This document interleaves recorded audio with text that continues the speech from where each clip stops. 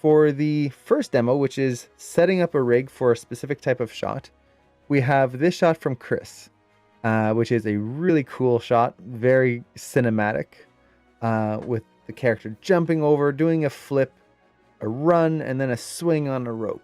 Lots of really complex action that all have to link together. And overall, it's working pretty well. Chris, you had mentioned before that you're going to be redoing the run, which I think shooting some new reference and also just looking up some high quality reference of like sprinting and running from the side view is going to help a lot with that. Specifically, it's mostly the angle and how far the hips are in comparison to the legs, how far forward. I think that's going to help you push that run to that next level and get that kind of momentum feeling. Right now, the character kind of feels a little like they're too balanced and just kind of running in place. It's, if ever you've seen actors pretending to run, it has a little bit of that feeling. It is the big thing is that they don't have enough forward lean and forward momentum that you normally get when you're trying to run. So just a little bit more reference, especially from the side view, will help. I would also recommend looking at the front view just to see how much side to side people tend to have when they run. Most people, it's not much. They tend to stabilize when they run. Other people, you get to see a lot. So it depends on the style of run you want. So we've got a lot of different elements here that we're going to be focusing on. Now, before we jump in, there's a few other questions. Let me just quickly go over those. If you have time at the end, would you be open to looking over some audio clips? Definitely. If you don't have time, no worries. I should have time. I don't see these demos taking a full 3 hours. We'll see. That's me. I always go over time anyway. Would you mind giving us some tips on animating a human flying hovering? I'm doing a shot where a mage flies instead of walks, and I'm a little lost on the mechanics. That's a tough one because there's really no mechanics for it. Like, we don't fly, we don't hover. Most we can do is swim, and swimming is a whole different thing. It's like animating people floating in space, like actually in space on a space station. That's actually one of the hardest things you'll ever have to animate because there's very little reference, and what reference there is looks fake because it's so kind of alien to us.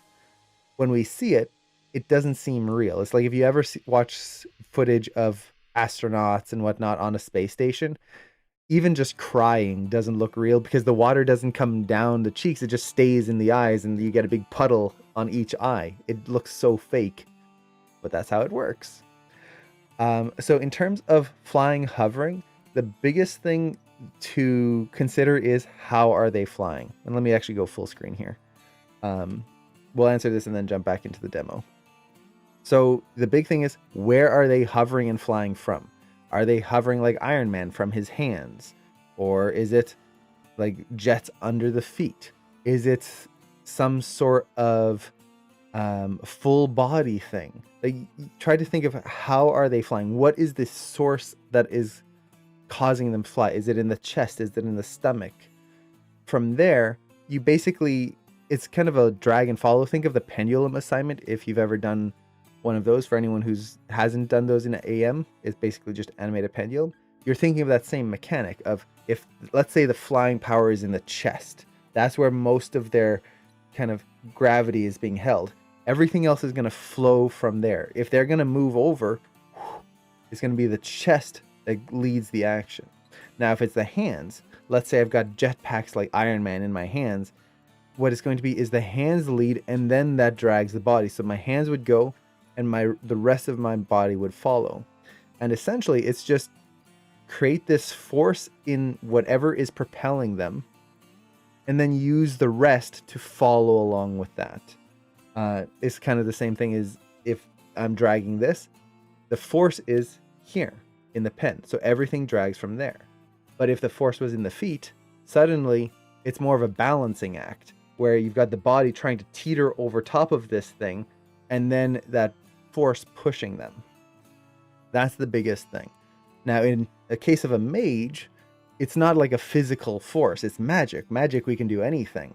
So you can do all sorts of things. You could literally have them just walking in air, where if you kind of imagine it, let's say they take a step and there's this magical force field that just goes whoop under their foot. So they're just walking in midair. And you could just have them start sprinting, and you have these just like panels that open up as he's running, just whoop, whoop, whoop, as they're kind of running, and then they disintegrate behind them. Like you have full control. It could literally be like, if you've ever played D&D, like Mage Hand, or if you've ever watched Critical Role Bigby's Hand, this magical hand that just picks up the character and like tosses them in the air, and then they cast it again and catches them and tosses them again. You could do all sorts of really creative things. There was one book that I had read where essentially the way the mages would fly and kind of move through the world is that they would just open a portal. So they would just do something like this, open up a window. So you'd have kind of like a mirror surface. They'd open it up and you just see like blue sky through this window, and they'd step through, and then suddenly like they've portaled themselves, and then they just keep doing that over and over and just boom, boom, boom. So they're not flying, they're just falling through portals. So think of the way they're moving, the thing that's propelling them. How are they traversing this world? And that's going to give you basically the answer of how to move them. I apologize that I can't go like more onto a specific way, but if you do have any like specific way you're thinking of, then we could maybe dive in and explore that even more. And what if we should make this really cartoony? Just some little tips, don't want to bother you. So do you mean like the demo we were looking at? Cartoony animation would just be exaggerating things even more, exaggerating the timing, is exaggerating the impact. So when, let's say, the character falls right here, you can just squash them down, make them like roll into a tighter sphere. When they pop up, instead of just popping up and running, you'd maybe pop up and whoop, boom, and then they'd start running. So you're exaggerating moments, and you don't have to go that far. You can exaggerate cartoony ways, or cartoony moments in different ways. Maybe a bit more of a push forward. The run could just be a little faster, more extreme. So a normal human run, we run and our arms are moving like this. A more cartoony run, you'd have, and you'd see the arms just kind of hitting the pose in faster timing, and they're bigger holes. So you just feel that kind of those key moments a little bit more. So yeah, it's just exaggerating, pushing the line of action, pushing timing, spacing, everything, versus keeping more realistic timing. For example, if this was, let's say, the next Indiana Jones movie, that would be a more VFX style shot. So we would be animating this, and maybe it's a very realistic part of the film where they didn't want the actor to get hurt. So we've got to animate the stand-in actor doing the action, but they have to look like it's a real person.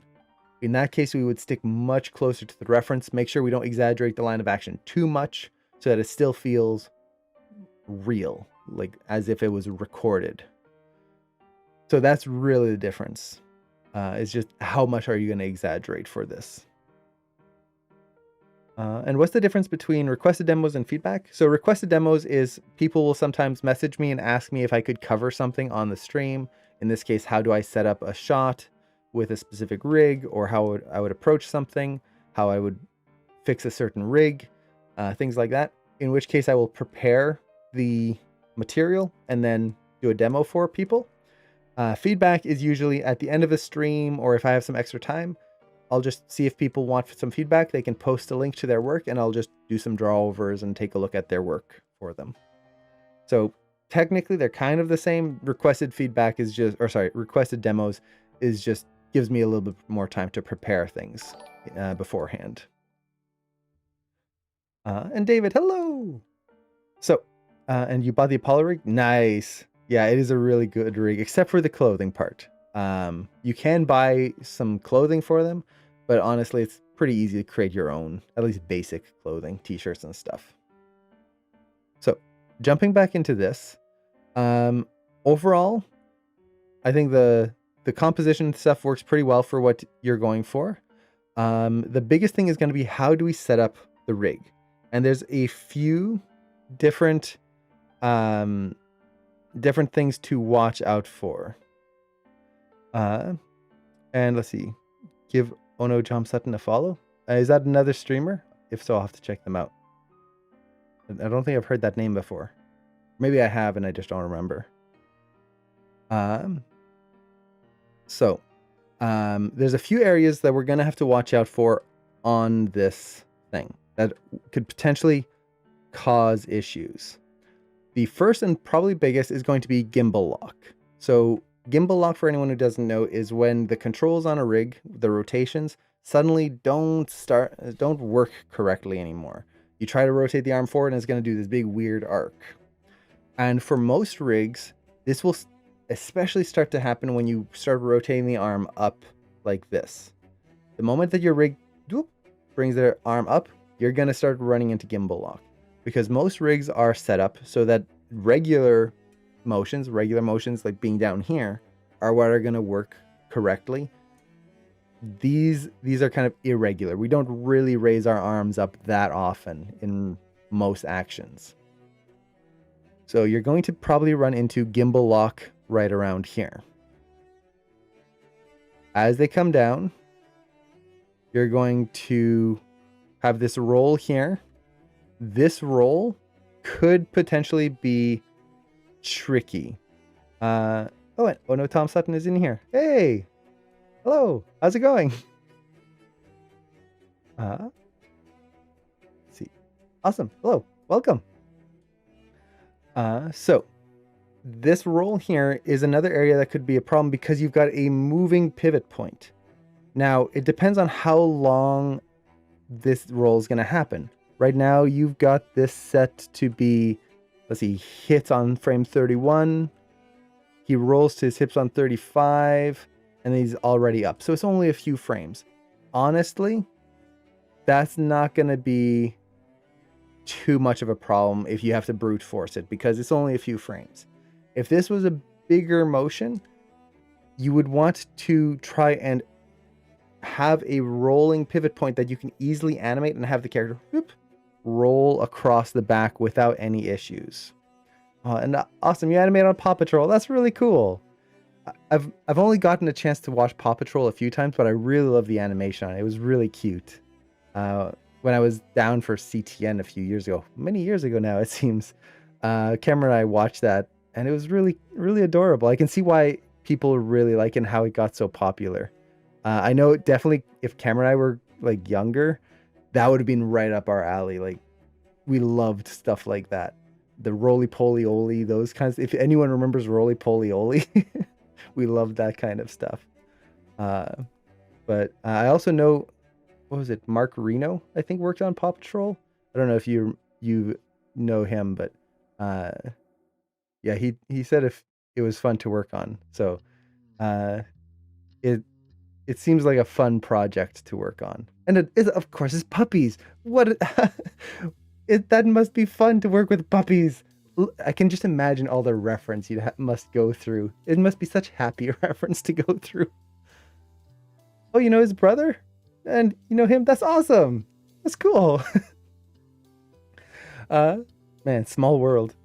So see, this is a little bit of a tangent. For those of you who are going into the animation industry, this is a prime example of, you want to be a good force in the animation industry. You don't want to be the jerk. You don't want to be the person who badmouths people. You don't want to be the person who is not fun to work with, because the animation world is very, very small. And you're only like one, maybe two steps from knowing pretty much most of the animators in the industry. And if you start getting a reputation of being the person who's not fun to work with, of being a jerk, it's going to really hinder your opportunities later on. Instead, be proactive in being just a good person. It doesn't mean you have to be a social butterfly. It doesn't mean you have to be like everywhere all the time and just helping out all the time and like sticking your hands in everything. No, not at all. Just be polite and be kind. That's really it. it's such a important part of this industry. We we don't have to. Well, actually, right there. What about not knowing how to socialize? You don't have to, like, again, be a social butterfly and be at every party and be the center of attention and be able to tell jokes all the time. When I started in the animation industry, I could not talk to people. I had so much trouble talking to people. I trip over my words. I mumble. I stutter. I'm awkward in person. But it's not about being like able to socialize. It's just being about someone who can. You want to be someone who is helpful to other people, who is kind to other people. If you see someone who is struggling with their shot, maybe take a little bit of time and see if you can help them out. Maybe just give a little bit of advice to the new people who come into the studio. Help them the way you would have liked to be helped, or that you were helped. That adds so much to the animation industry, and it just makes it a more fun work environment, which to me, the animation industry, at least for me, has been amazing because I've met so many super nice people. It's some of the nicest people I've ever met, especially compared to the baking industry, which, to be fair, I was only in a very small part of it before I started animation, but that was much more like people just didn't really care, it seemed. Animation industry, there's so many people who actually care and want you to succeed. It's so much fun. So yeah, be very, very careful.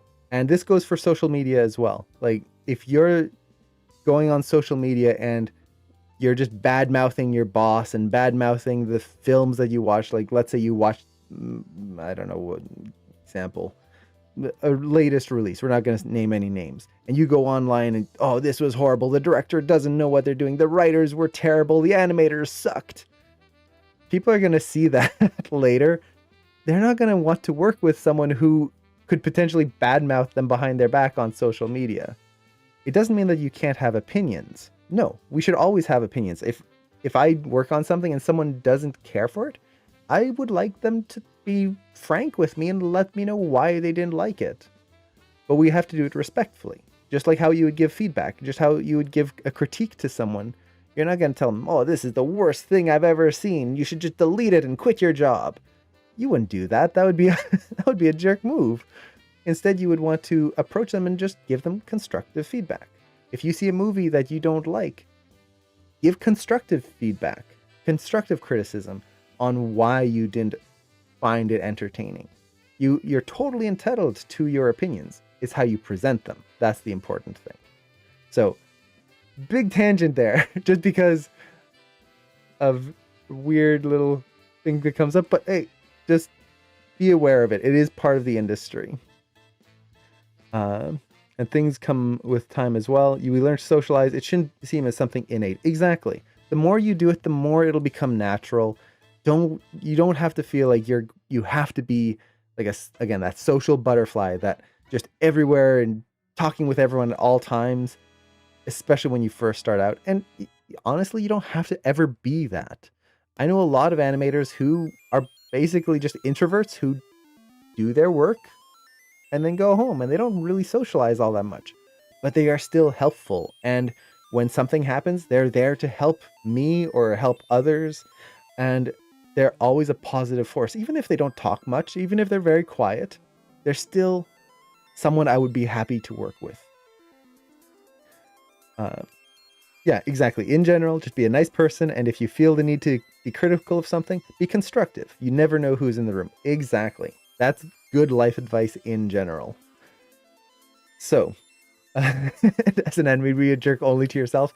That's a whole other conversation. I've gone on many tangents on that, about treating yourself as a friend and not as the one enemy that you will spite and put down at every opportunity. Don't do that. Be nice to yourself. Doesn't mean that you have to think yourself a god of animation, the best of everything you do, but don't put yourself down too much, because that can lead to a whole other slew of things. But yeah, just that's a whole other topic. I'll be here for another half hour on. So we go through here. So there's going to be this role, getting back on topic.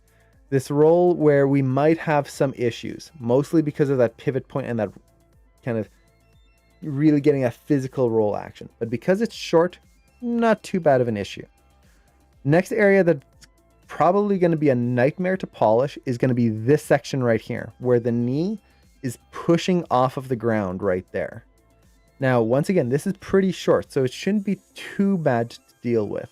But there are some things that we can do to make this even easier for ourselves.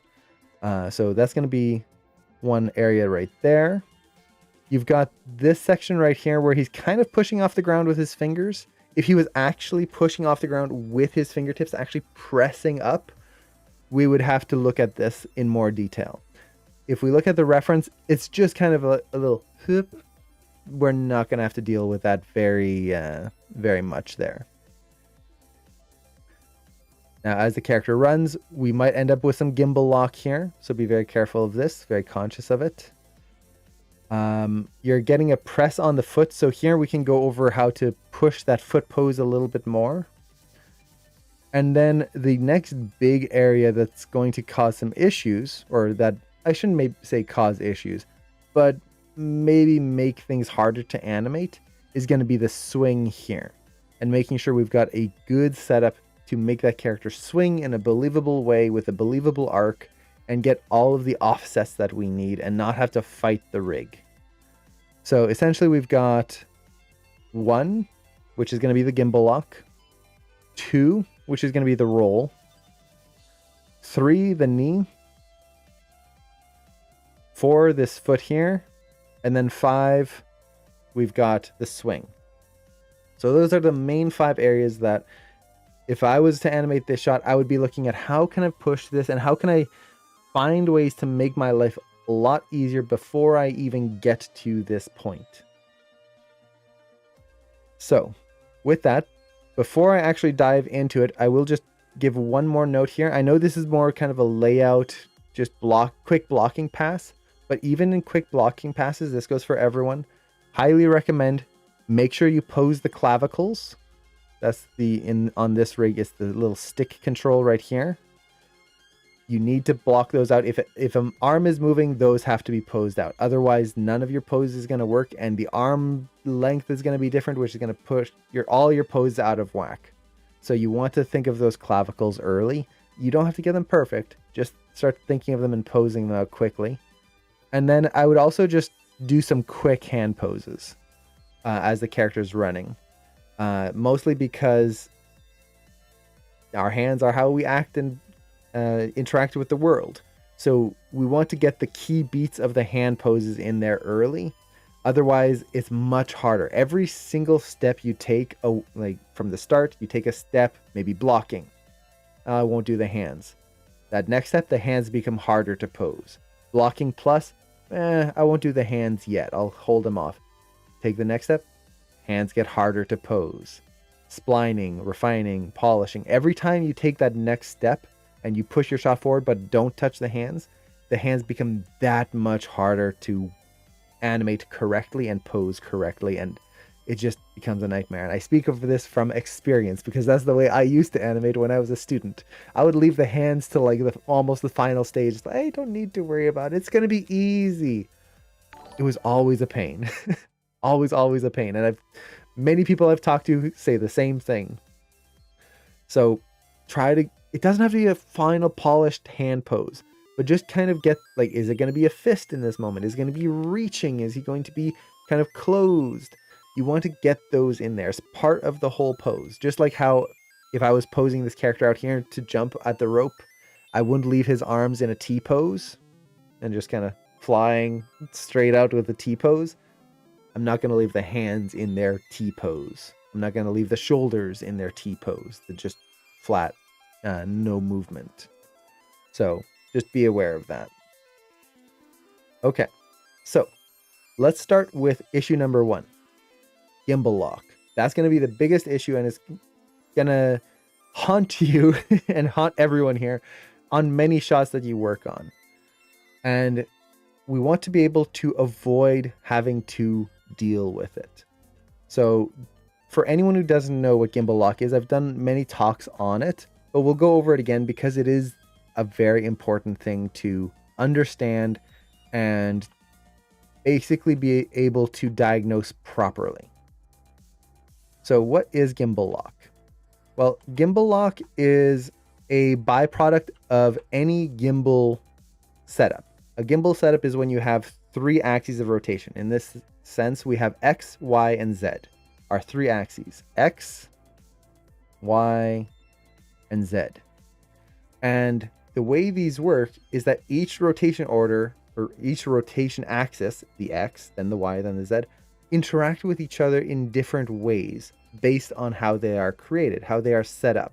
And there's A to the J with all the links on how to avoid this.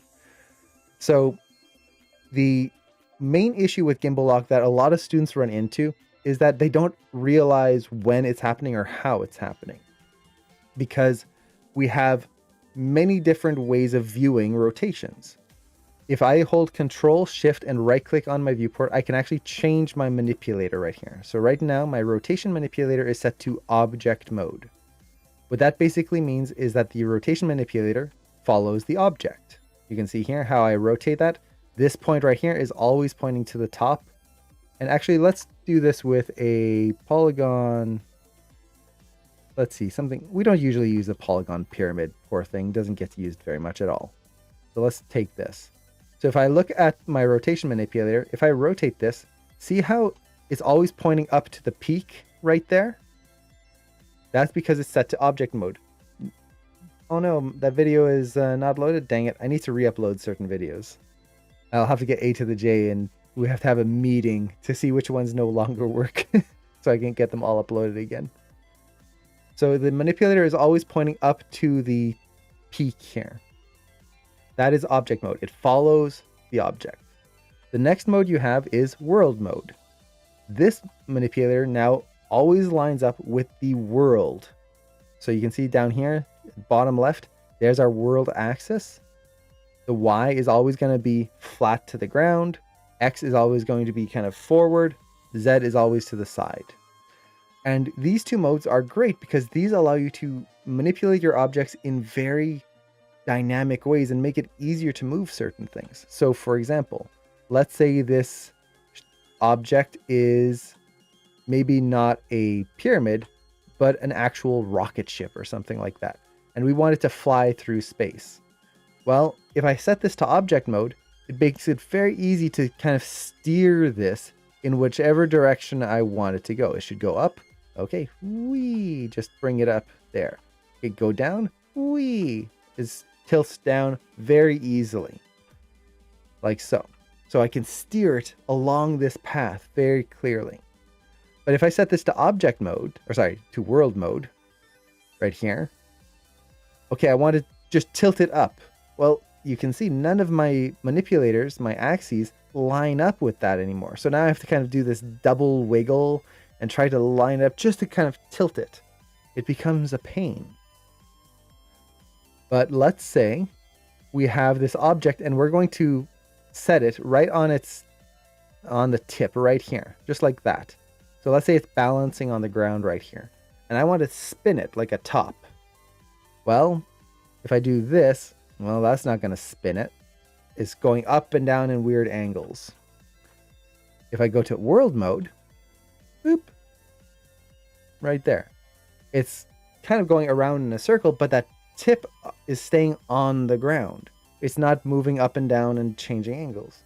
So there will be times when you want to use world, times when you want to use object. They don't change anything about the object itself. It's just the manipulator and how you can move the object in space. Now, the key here is between both of these are not true rotations. These are just a different view on how we can rotate the object. To see the true rotation attributes and the true rotation angles of your object, you need to switch to gimbal mode. Gimbal mode is going to show you the true gimbal rotations. So for example here, let's go back to object, and I'll rotate this in Y right here. So I'm just taking the Y axis and rotating it. Look at the channel box. See how all 3 values are changing X, Y, and Z? It's not affecting one, it's affecting all of them to create the illusion that I'm rotating across the kind of y-axis of the object. To see the true axis, I'll go to gimbal, and now if I rotate this in y, you'll see only the y moves. If I move the z, only the z moves. X, only the X moves. So this is your true rotation mode, which is great. Personally, I will say I don't use gimbal mode that often. I prefer object and world. That's just me. Everyone's a little different. Now, the thing with gimbal mode is that this is where we will also much more easily see when we get gimbal lock. So gimbal lock happens when you rotate something, and you can see how the x-axis is kind of being dragged as I move the y. And then I can get to a point here where the x and z both line up. Suddenly, I've lost the ability to tilt this object forward. If I take my rotate x, it goes side to side. If I take my rotate z, it goes side to side. That's gimbal lock. I've taken this and whoop, merged them together. Now, if I go back to object or world, you can see, oh, there's nothing wrong there. It's still in gimbal lock. So this is just how gimbals work. Depending on how you rotate them, they can start to collapse in on themselves. A long explanation, just to say that we have to be careful how we rotate things. Now, the reason this is important is that when you animate a character's arm, most rigs are set up so that they move normally when you have the arms down. So if I bring his arm down here and rotate it forward in a kind of normal arc, it's going to be just fine for the most part. But you'll notice that already I'm starting to get, let's see, so you've got X, the controller here is kind of getting in the way, so let's hide it. So we bring it down like that, but now if we bring it up, the manipulators aren't following along. So in this case, I'm not getting gimbal lock. Good. But what if I bring the arm up a different way? So let's take this, make sure I'm in gimbal mode. Good. If I start rotating the arm, so he's going to reach up, and you want, usually when we reach up, we don't do this. We bring our elbows out slightly.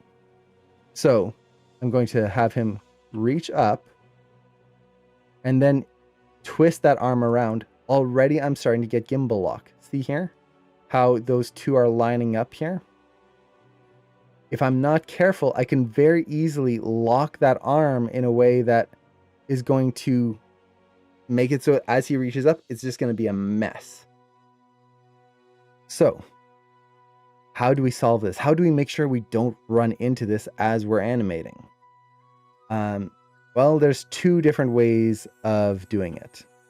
The first is splitting the controls. So instead of using one control and rotating everything together on that one, you split it. So one rotation, so let's say the rotate X, is on a separate control as the rotate Y and Z, which are on another control. So to do this, I would take the shoulder and turn on the gimbal control visibility. That's what these controls are made for. I can now take this one control and I will only use this to potentially rotate in the X direction right here. And then the other two, I'll only use for the Z and the Y, like that. Or whichever way you want to do it. In this case, I would probably, yeah, something like that would work. Just play around, see which one you want to play around with, then you're good to go. So that's the first one. You just split it. And it's tough at first when you're not used to that workflow of only animating certain rotations on one control, only another rotation on another control. But essentially it avoids that gimbal lock. The next part is to change your rotation order on the control. So every object, everything you rotate has a rotation order. It basically determines how does the manipulator, there you go, I can say that word, work with the object. So let's take a cube here.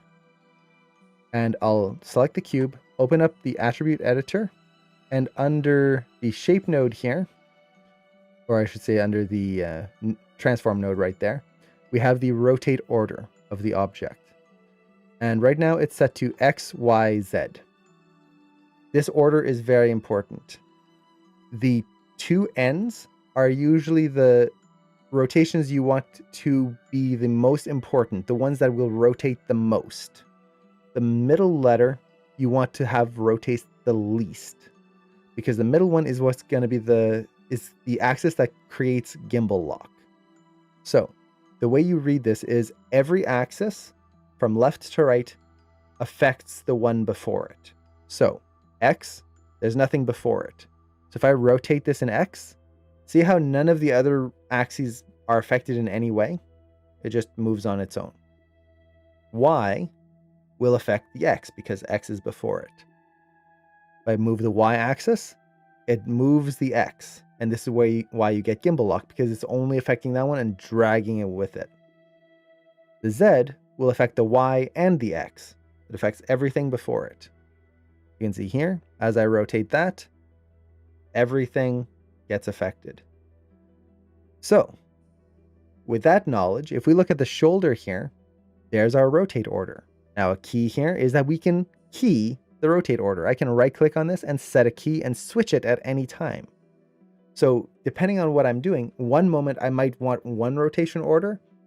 On the next scene or next moment in the scene, I might want a different one to help make that easier to animate.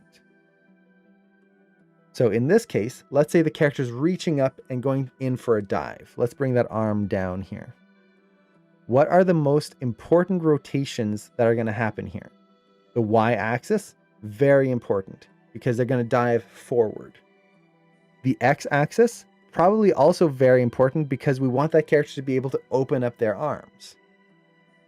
The Z-axis, is that actually important? Well, it potentially, depending on how they bring up their arms, but unless they're doing this big wave like this, that's probably not going to be as important as being able to actually twist the elbows out, which gets most of that motion in anyway, that kind of round motion in there.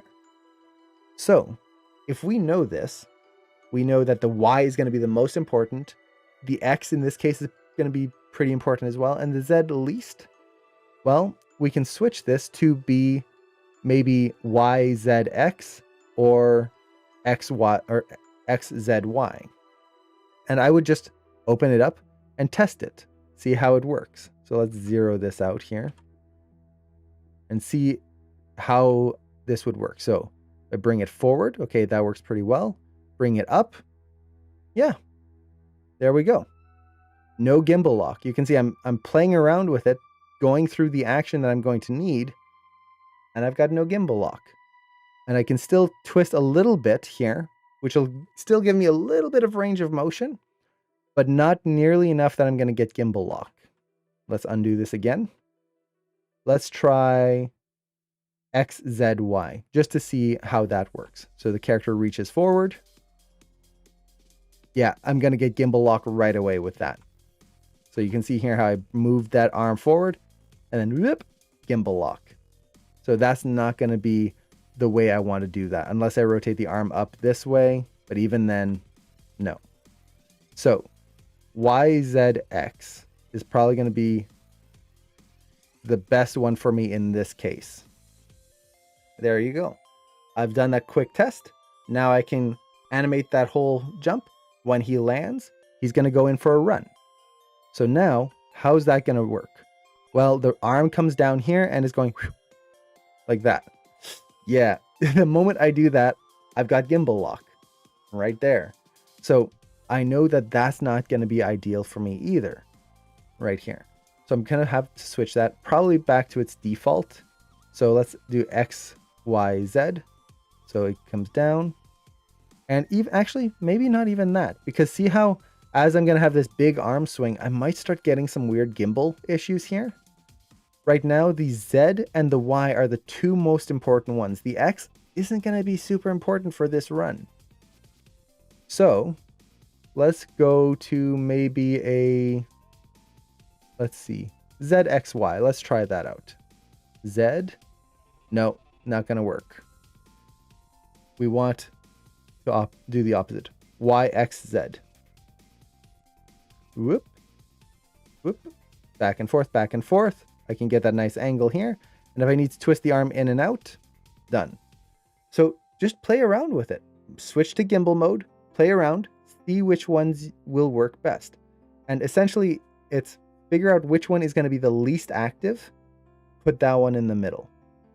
That's pretty much it. Then just play around, see how it moves in that situation, which one's going to give you the least amount of gimbal.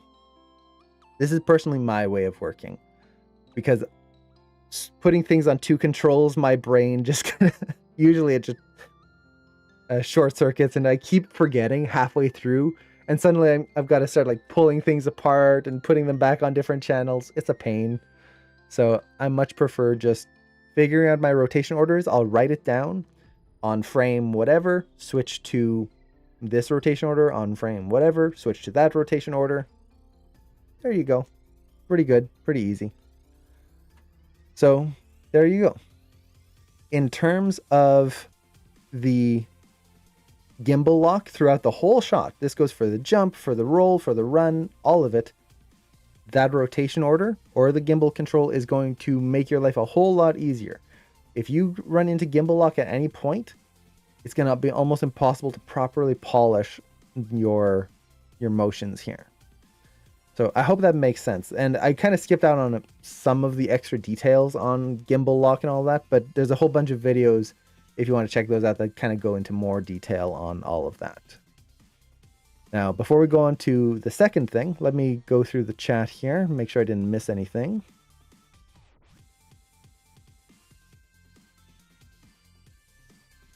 Okay.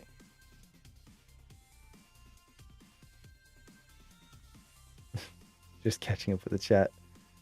Okay, awesome. I think there was one more question. I haven't used Maya in a while. Do the graphite curves reflect the world axes or the local axes? They reflect the true axes. So they will be like the gimbal order. It's the same thing. They're showing you the axis, the curve of the one value, the rotate Z, not a combination of them. So this is why when you start getting gimbal lock, you look at your curves and they don't make sense anymore. You're rotating the arm forward, but instead of just one curve that's doing it, you've got two curves that are like fighting each other, and you move one and now the arm's like wiggling and twisting in a weird way. Is because the curves are showing you that gimbal lock. So you want to pay attention to this. Most of the time, like I said, I don't animate in gimbal mode. I will test things out with gimbal mode, but I usually just use object and world because, at least to me, I can just pose things out better and faster that way. But I'm always watching my channel box to see if I'm starting to get these weird curves or like weird things where all the curves, or sorry, all the channels are like moving together. And I always have my graph editor open as well, so that as I'm animating, I can start to see that, oh, I just did one move, but two curves are starting to split and like do this really complex thing. If I start seeing that, I know I'm starting to run into gimbal lock, and I can do something about it right away. How would you line up the true rotations to control the forward movement of a rocket ship in the graph editor? So if you want the true movement, so if it's movement and not rotation, movement is fine. It's going to be, so if I take, let's say, a cone here, and we will switch this to object mode and animate this going up. Make sure I set a key. Up. And then it's going to turn mid-air and go this way. And it doesn't help that I only set it on rotate Z. That's one thing I always get. I need to change that setting. In Maya, if you select one of the attributes here, and then let's say I move this up and hit S to set a key, you'll notice that it only sets a key on that attribute right there. You need to deselect it, and then you'll be able to set a key on everything. I keep forgetting about that because that feature was not available in older versions. So let's say we have something like this, where we've got this thing go up and then it's going to fly down. Well, the translate Y is always going to be up and down. That's just how it is. It's always up and down. X is always side to side, or sorry, forward and back, and then X is side to side. There's no way to link that to be to the nose of the cone here, not without creating a more complex setup. So in this case, I would, how to put this? Just trying to think what the easiest way. So in most cases like this, I wouldn't really care. I would just track my arc. So let's do this here. Visualize, create editable motion trail right there. My beautiful arc. And then I would just go in here and make sure I set some keys along the arc so that it's following where it should be going. Just like this. And you can see that took me all of 2 seconds right there. And for the most part, I'm good. And from there, I can just do some fine-tune polishing. And if it's not super perfect, that's fine. I'm just getting it to follow along.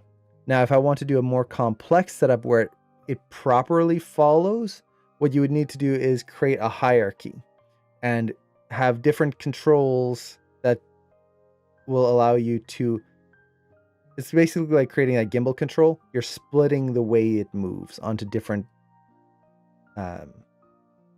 controls.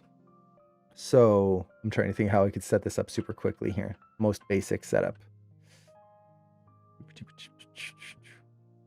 Think.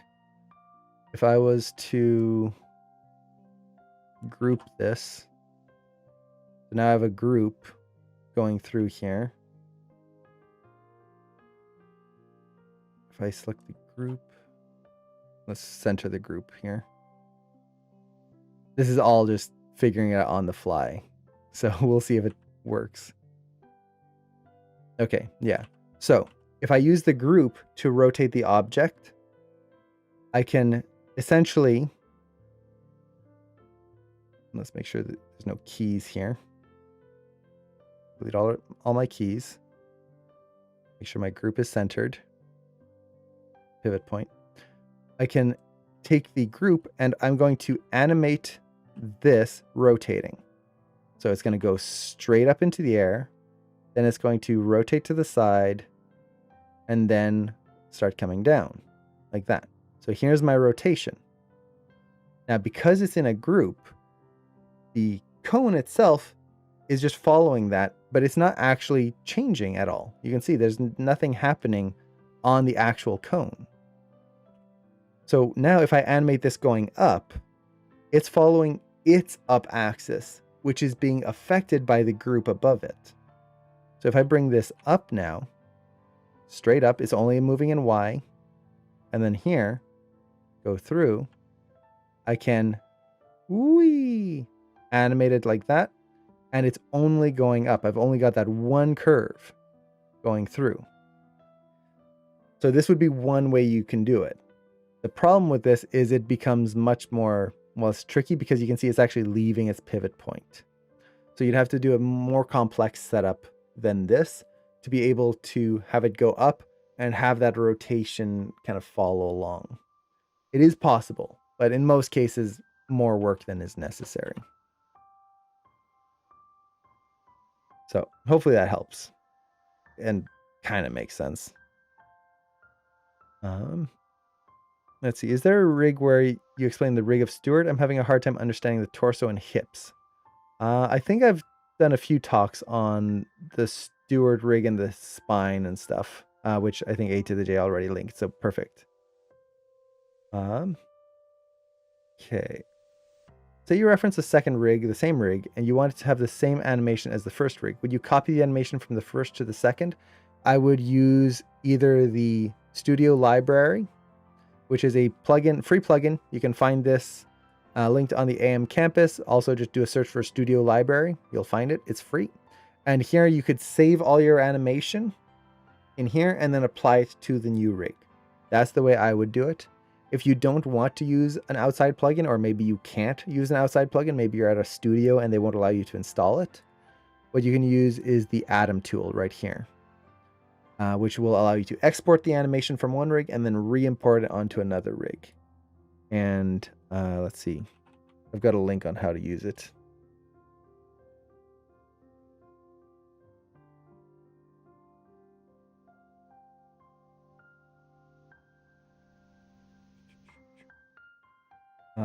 Where are you? There it is. So here's the link on how to transfer animation using the Atom tool. And then let's see.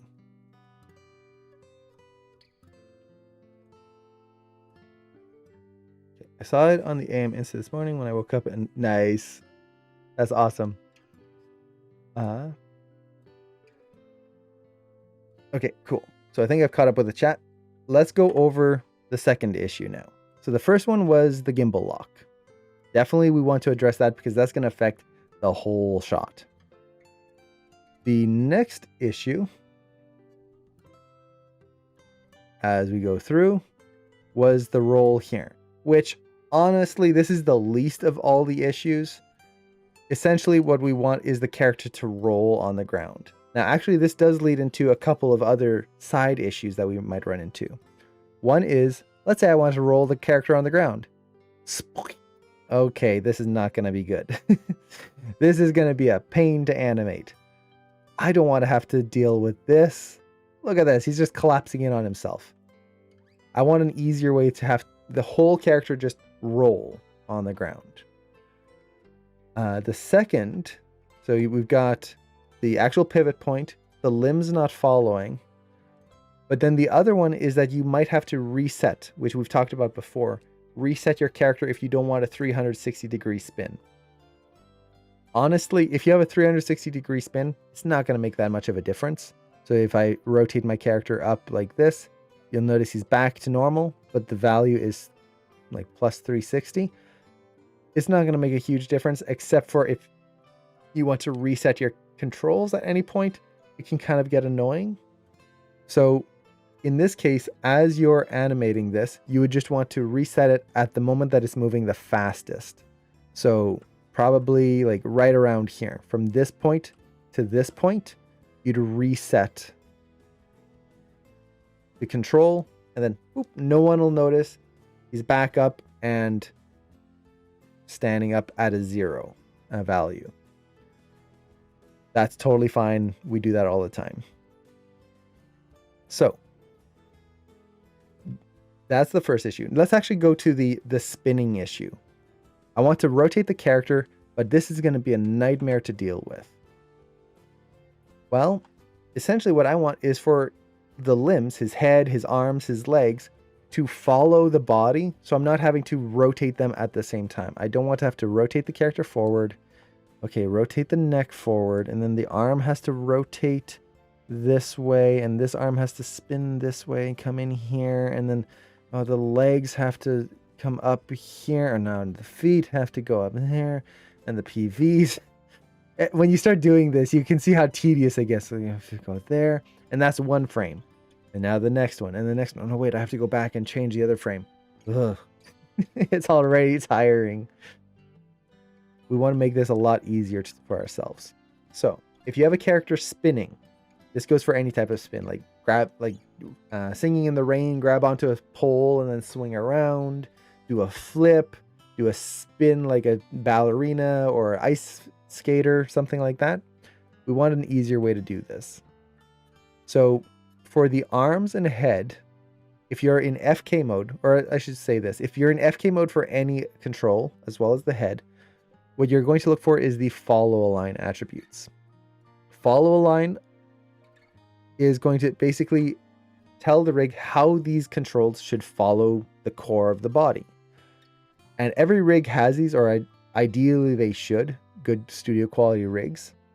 And they come in different names. On the AM rigs, it's follow align. And by default, you'll notice that if I rotate the body, the arms and head stay behind. This is good for most situations because it's more how we move. If I look at my camera, I can do this and my head isn't following along with my body. I can put my arm up and I can move my body, and you can see my arm isn't twisting in weird ways and doing this. So in general, that's good. But there are times that we don't want that. For example, a spin or a flip. So if I take the arms and set the follow line here to 0, turn that off, now when I rotate the body, they stay in line. I can do the same with the head. Follow line off. There we go. Now, whoop, done. Super simple. I can just rotate the character, get some nice poses, and just a little bit of counter animation to get some overlap in the head and the arms, and I'm good. That's going to make my whole life a lot easier. Now, for the legs, same thing. How do we get those to follow along? Well, we could set them to FK mode. So I could set the leg to FK. Let's actually just do one here. So set the leg to FK, take the hip control, turn follow line off. Now, there we go. Nice and easy. And in FK mode, I get a lot of control over how I can overlap this, which is very, very nice. So, yay. But what if I do want to do it in IK mode? For some reason, I just want to keep that leg in IK the whole time, and that's not a bad thing at all. How do I do that? Well, on IK controls, you don't have a follow line, but you do have a space attribute. Once again, they're called different things on different rigs. But the space attribute tells the IK control what it should follow. By default, it should be set to something like root or world. Basically, it follows the orientation of the world itself or of the main root control here. I can switch this though. So if I take that IK control and switch this to cog, for example, now that IK control is still IK, it does IK stuff, but if I move my cog control, it follows that. So now I can just go whoop, rotate my character, all good. Except I'm still missing the PV control. That's the pole vector, orients the knee. The PV is the same thing. There's my space. I'll switch this to follow the hip. There we go. Now I can animate the whole character doing a quick flip. Done. Super easy. This is going to make your life a whole lot easier during that roll. And even just during the jump as he leaps off the platform. Because now I can just go like that. Get the legs to be exactly the pose that I want. And honestly, whether it's IK or FK, it's whichever one you feel is going to be more comfortable for you. Get the arms to be in the pose you want. Make sure I use the clavicles. Maybe reach them up a little bit more. There. There we go.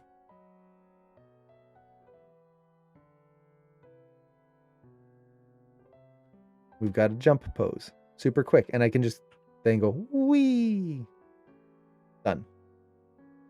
So being able to switch those follow lines and the spaces are going to help you a lot with that. So that's 2 of the 3 problems of the roll. The third problem is that pivot point. So let's kind of tuck our character into a ball here. Whoop. We're going to do this very simply here. So we're going to get that and then get those hips in there, get that arc. This is a terrible pose here, but fine. We'll say it's okay. And now we want the character to roll on their spine. How do we do this? We've got that back in position here. Let's actually key this.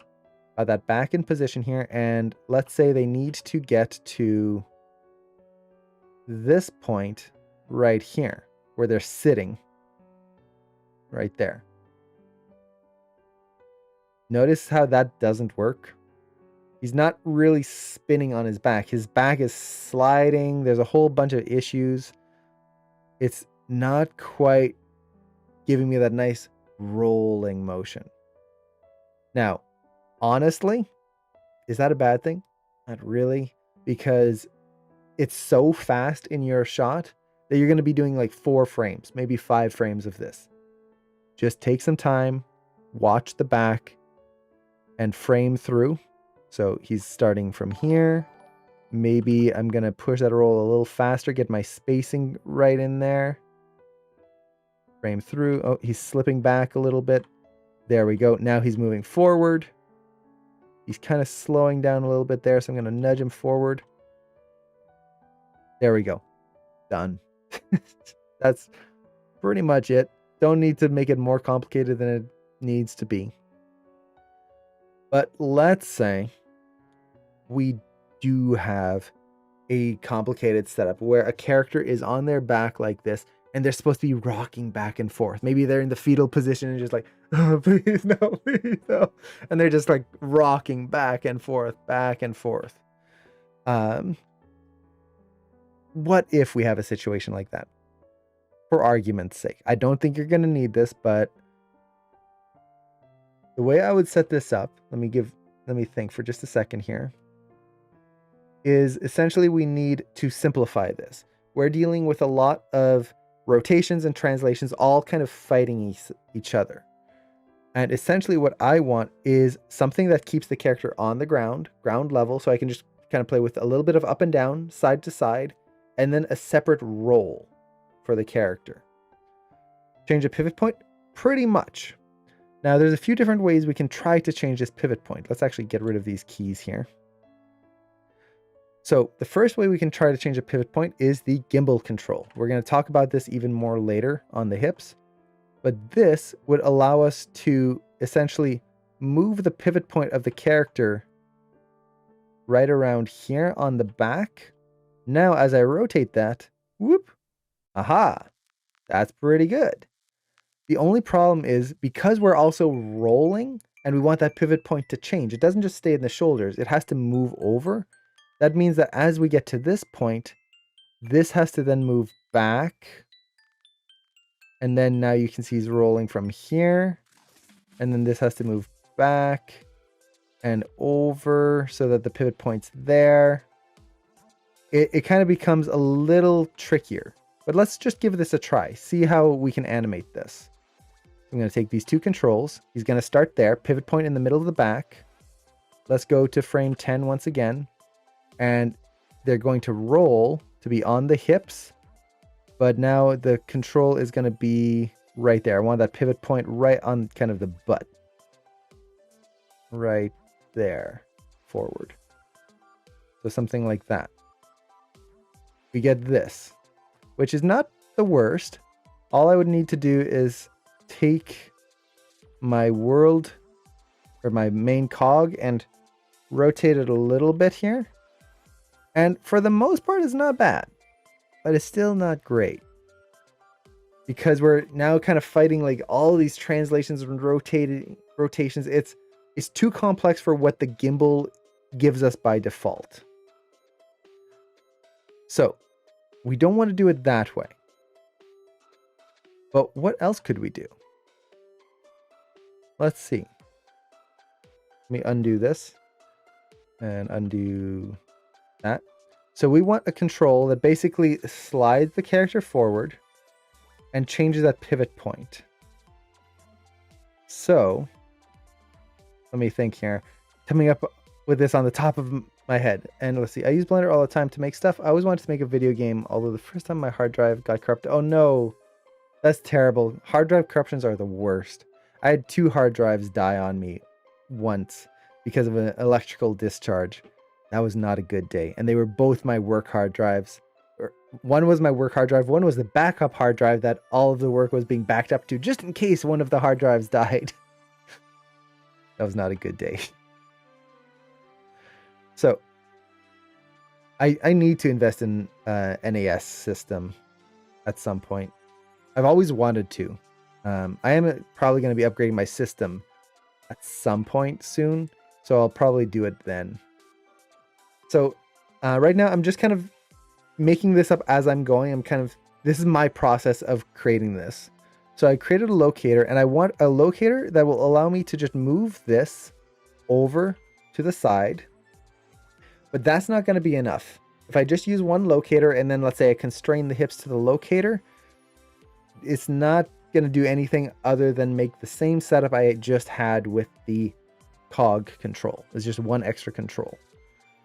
So if I have this, but then I have a second locator, one can drive the character forward. If I set this up, let's see, rotate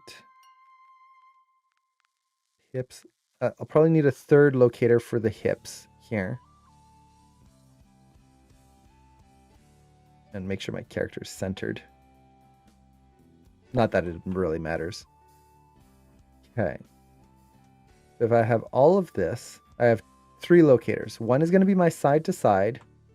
One is going to help control the hips. And then the other one is going to be my offset control. I might need one more. Let's see.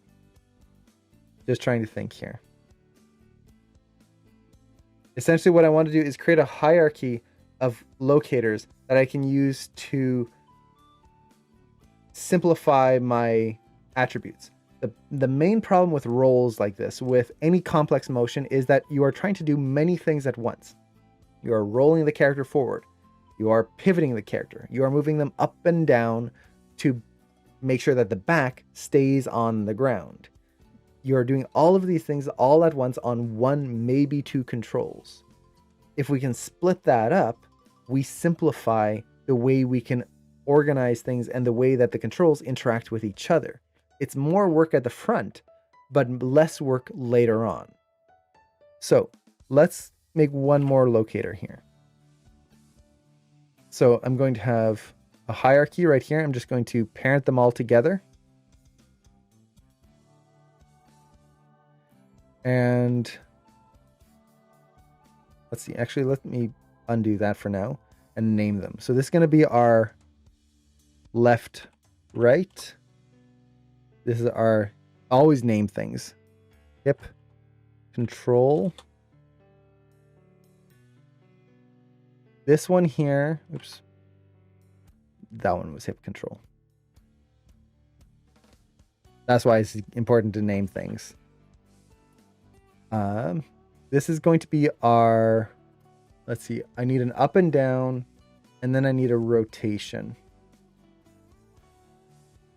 Now, which one's going to control which? So essentially, we're going to build a hierarchy. So one control is going to affect the others. The left to right is going to drag everything left and right. I'm going to need an up and down. That up and down, should it affect the rotation, or should the rotation affect the up and down? That doesn't, just saying it doesn't sound right. If I'm rotating the character, I don't want the up and down to move. So it's going to be up, down.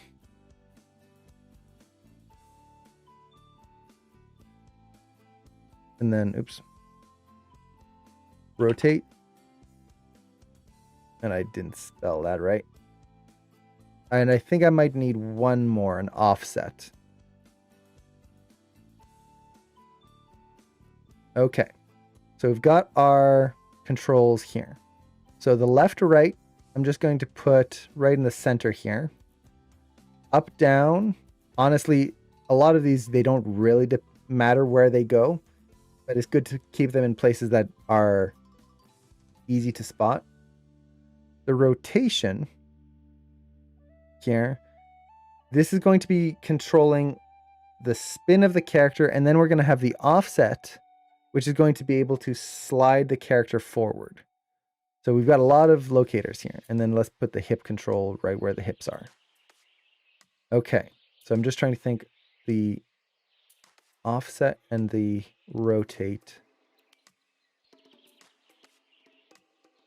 Rotate is going to be above the offset. Okay, so I think this is the order I want them in.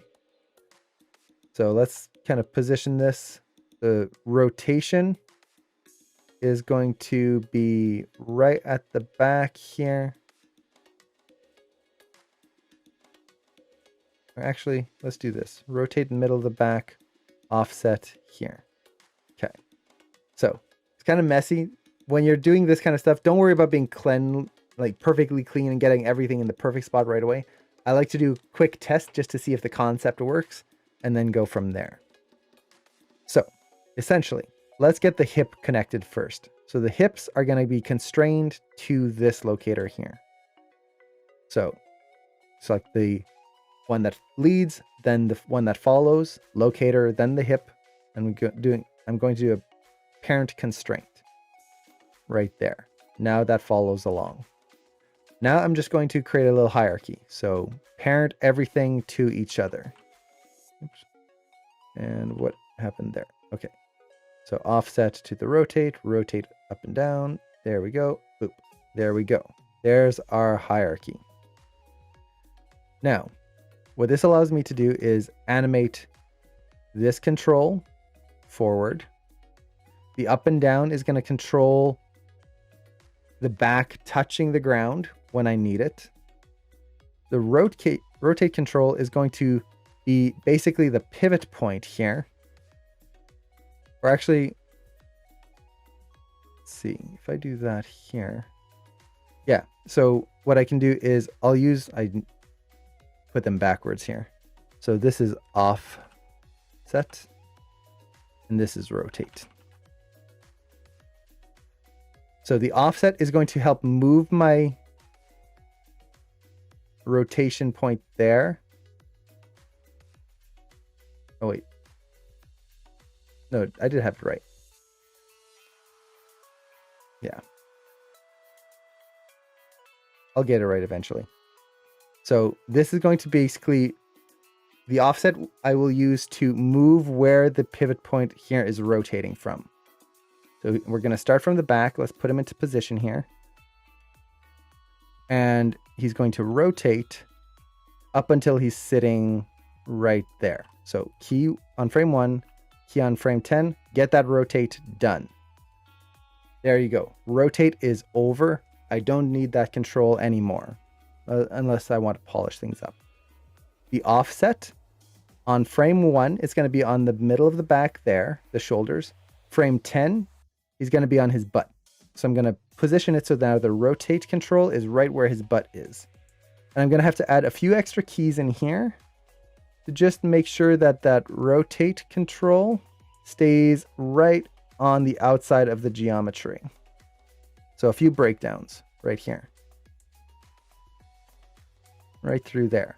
Already with that, you can see, we're getting a nice rocking motion right there. It could be refined a little bit, but that's where going into the graph editor will basically help. So we've got that. I honestly don't think I'll need the up and down just because of the way I set it up. So we've got that as backup. And now I can just take my left, right, and just kind of nudge him forward. And oh, not quite fast enough. Whoop. That's better. There we go. So I just created a hierarchy of locators, and now I can create a setup where I can have this character just rolling on his back. I can just put him a little bit more into the fetal position here. Let's just do that for the heck of it. Haha, yoga. This is going to be like the ultimate fetal position. This is what all animators get to at some point. Anyone who's had to work like all-nighters and try to get your assignment done by Sunday knows this feeling.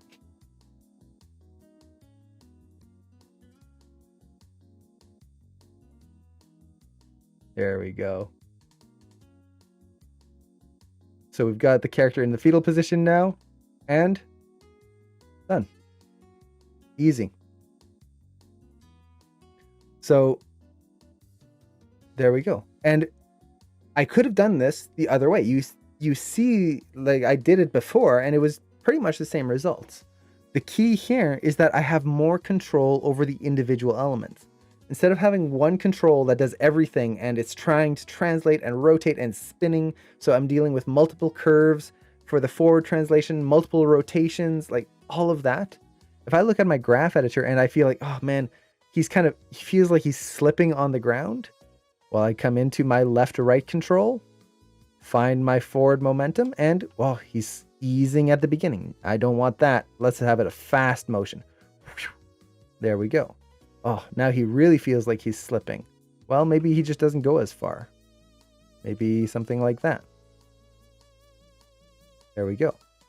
He's not rolling enough at the beginning. Well, I find my rotation, same thing. Let's not have him ease at the beginning. Whoop. There we go. So I can just use these and do these quick corrections and start to polish my shot much faster than if I was to try and do this all on one control.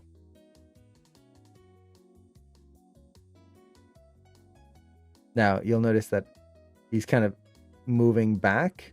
That's the offset. So it's just a little bit of going back and forth, but there you go. So hopefully that made sense. I know it's kind of like a rushed explanation on that, but essentially create a locator hierarchy, constrain the hips there, and just break them down to one function each. Left and right, up and down, rotate, and something to offset it. There you go. So that should help with that rotation, but like I said, for the amount that you're rotating your character, probably not even necessary. It's more work than anything.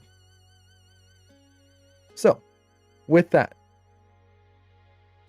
we go on to the third area that we might struggle with. And let me catch up with the chat here because I think I missed something.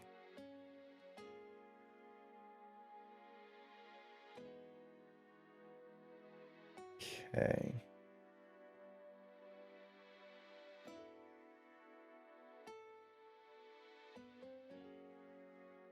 Okay. Awesome. Lying in the fetal positions count as yoga.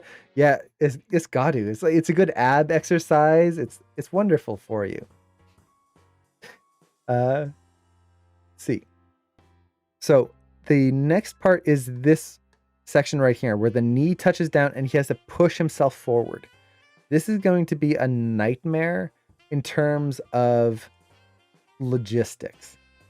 If you have your leg in FK, let's say you animated the character jumping and his leg isn't FK. Those hips are broken right there. And you want that leg to hit the ground and push off of the knee here. If you've got this in FK,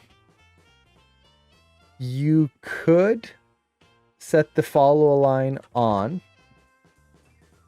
when the leg hits the ground here, like so. And then as the character pushes up, you'll notice, aha, it stays in place. This could work really well. The only problem is that as the character starts to push up off the ground, you're going to have to counter animate that knee to stick to the ground, which honestly, for the amount of frames that you have, not too big of a deal. So a few frames there, not too bad. But let's say you don't want to work with FK for some reason.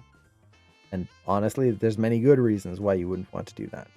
So let's say the leg is an IK at this point. And let's actually snap the leg to IK.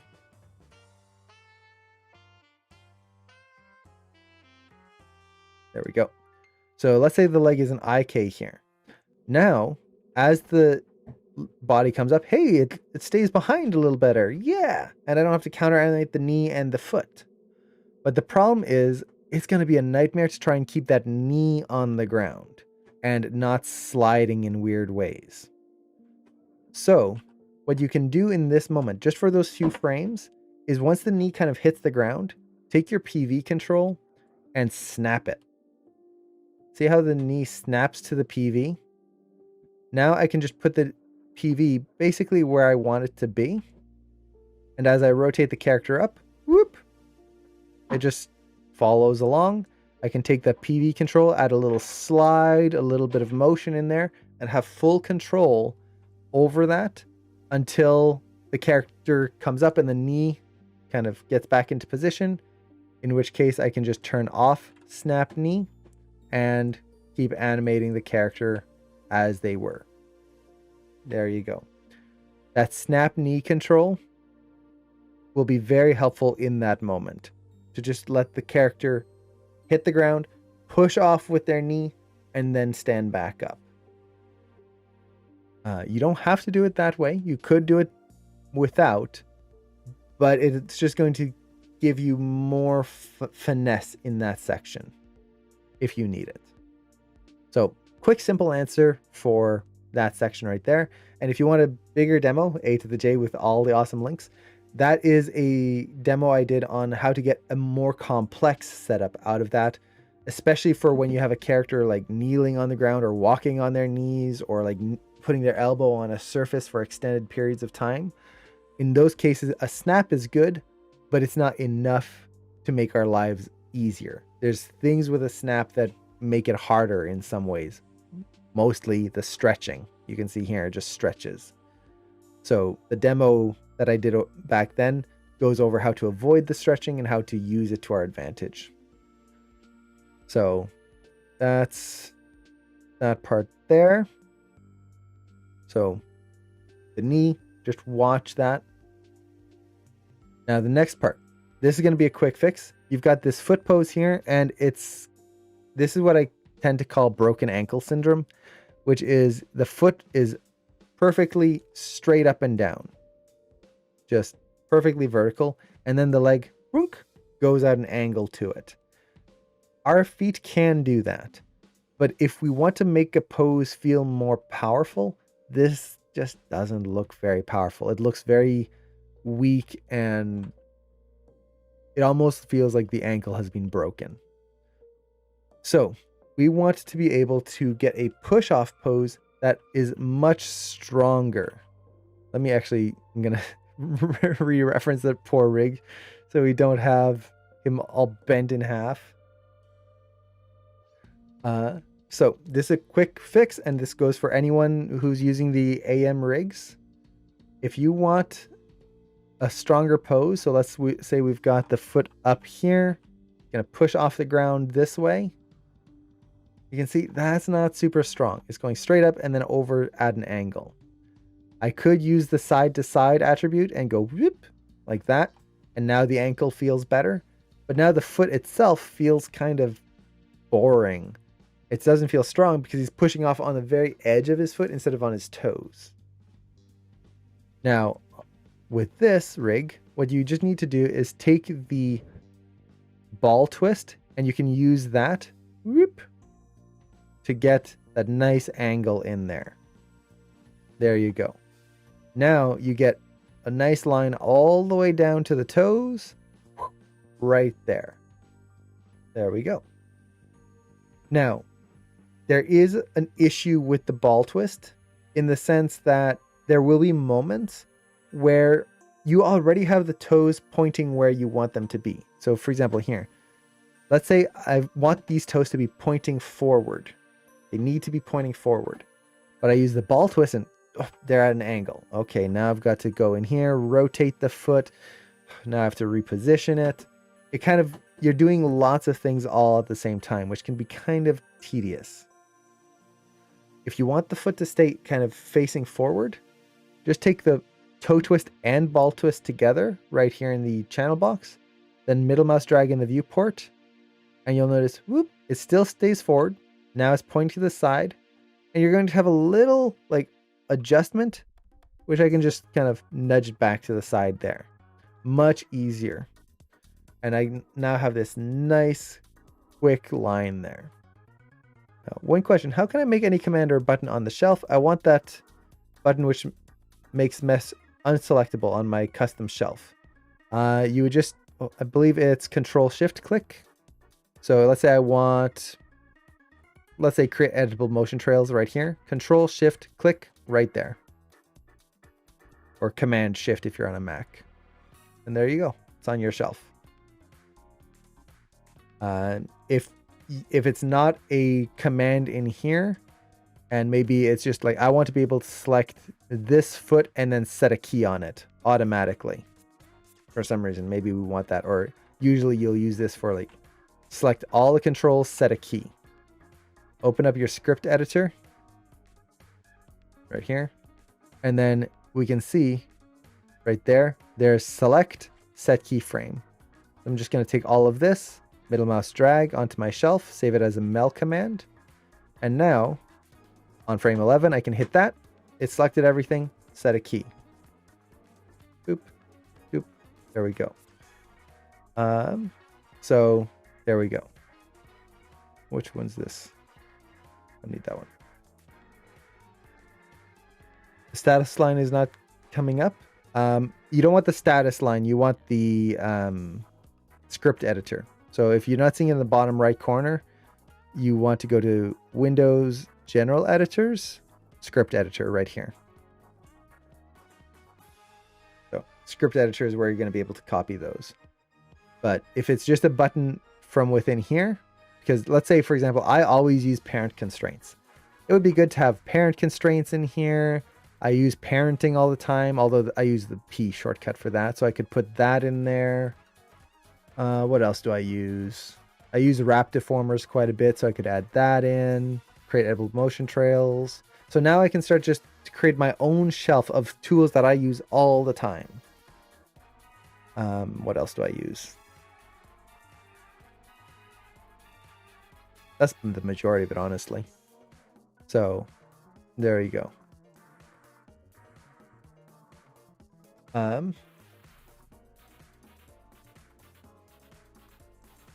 So now if you're talking about this button here, there's this button that'll turn off the ability to select objects. Let's say we go into our script editor here and let's clear our history. So turn that off, on, nothing's happening. Why not? That's because it is one of the deeper commands in Maya. To see that, just go to history and turn on echo all commands. And now you should see that come up. So I can take this right here and I can make one that turns it off, one that turns it on right there. So I would take that. Then we have off, and then we have on right there. If you know a little bit of coding, you could make an if and statement. And then let's just edit these. So this is the off. So I'm going to just call this off, or let's call it geo off. And then usually it's good to change this tooltip so it's actually something useful. Turn geo selection off. And then same thing with the next one right here. Let's just call this on. Save. There we go. Now you can just do this. And you don't need that status line right there. So this is very useful because honestly for me, like this status line, I really don't use anything other than this button right here and then changing the menus. But if you use the hotbox, which is right here to hold down spacebar, you don't need this menu right there. And if you have those two shelf icons, well, I don't need this, which means I can just go in and go to display, Windows, UI elements, and turn off my status line right there. And I don't need it anymore. And I save up some space. And then if I have my own custom shelf with all the tools that I need, I don't even need this section up here on the shelf, so I can go in here, turn off shelf tabs. I've already saved a lot of space. I don't even need these menus, so I can hit Control M to hide that. And I go over all of this in the simplifying my interface that A to the J just posted, which A to the J, the god of links and resources, is amazing. I just think of what I'm going to talk about next, and he's got the link there. So there we go. And if you do want to learn a little bit about coding in Maya, a little bit of Melscript and a little bit of Python is very useful. If you're going to learn one more than the other, I recommend Python. It's more useful. But yeah, even just a little Melscript, just do a quick Google, like how do I do if and or if else, you'll find something. So with that basically covers the foot right there. Now the last area is going to be the swing. how are we going to animate the swing to not fight the rig a lot and deal with a lot of different elements? Now, there's a few different things that we're running into here. One is, where's the rig pivoting from? The rig is not going to just spin on its own. It's not like the character is just spinning from the hips. But they're also not swinging from the hands. The body is swinging from up here. That's where the majority of the rotation is coming from. So, how do we do this and make that easy for us to animate and not have to get this perfect swing while also like trying to move the body up and down and all of that stuff? Well, we could do a constraint setup.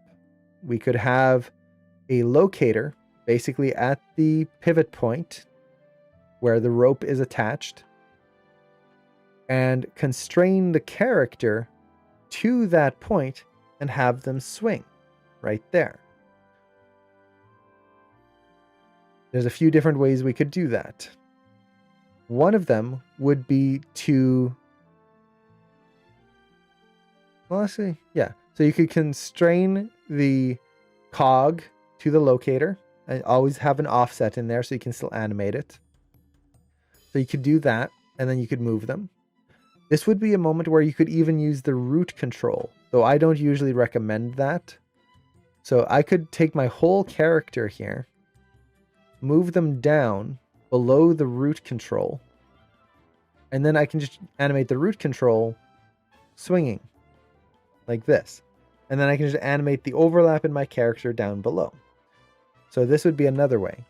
Honestly, I would set up a constraint for that because the layout control is used to move the character and change the layout. I try not to animate it if I can avoid it. The other thing that we're going to run into, so we've got the pivot point, but we also have the character's own pivot point. Where are they swinging from on their body? They're not swinging from the hips. They're holding on with their shoulders. Everything's kind of moving from there. So this would be a point to turn on that gimbal control. And let's offset that to about the shoulders here. Now I can animate that extra little like kick of the character. Maybe they swing and there's that little bit of extra overlap. Whoop, whoop, like that. Pretty easily. You could also use this as the main control to create the swing by just bringing the gimbal way down. So something like this. And now you use the main cog to do the swing. This is also where you'd put the hips and or the feet, the arms, all that in local space, cog space. And you could do a swing like this. One or the other. There's many different ways of approaching this. But then the biggest issue, and this is something that very few rigs have, and the ones that do, it's a beautiful thing, is that the spine is going to be moving backwards. Right now, we want the character to swing, let's undo this here, from up above. He's holding on with his arms. The lower half of the body is the thing that's overlapping. So as you're doing this, and you want to get that nice curve to the body, I'll take my spine controls and rotate it. Dang it, that's not right. Now I have to try and take this and then put it back to the center. It's going to be a nightmare. Trying to get that overlap on the body in this segment is just going to be horrible, regardless of how you set up the way he swings, because the spine is going backwards from what we need. We need to reverse that spine. Now, in many new rigs, there is a spine reverser. This is very rare. I haven't seen this in many rigs, but it is so cool. It's basically a set of FK controls that just go backwards. So you rotate them and it's the hips that swing out and the shoulders stay in place. So nice. It makes overlapping things like this like a breeze. But we don't have that here. And we can't really reverse this spine without like tearing apart the rig and like digging into it, which we don't want to do. So for this segment, what I would recommend is using the IK spine. What the IK spine will allow you to do is just essentially layer in the animation. You just get the swing in place what you want. And then you can take this and add a little side to side of the hips.